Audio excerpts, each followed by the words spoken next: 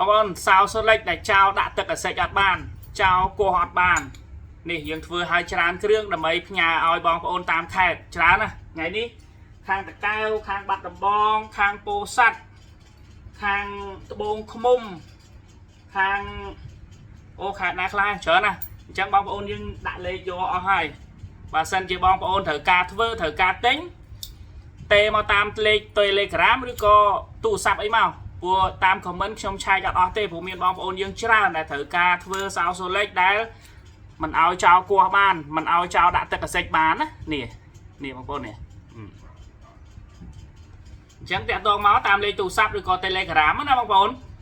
ជាស្រ័យផងខ្ញុំតប comment អត់អស់ទេច្រើនណាស់អញ្ចឹងយើងកំពុងតែរៀបចំផ្ញើ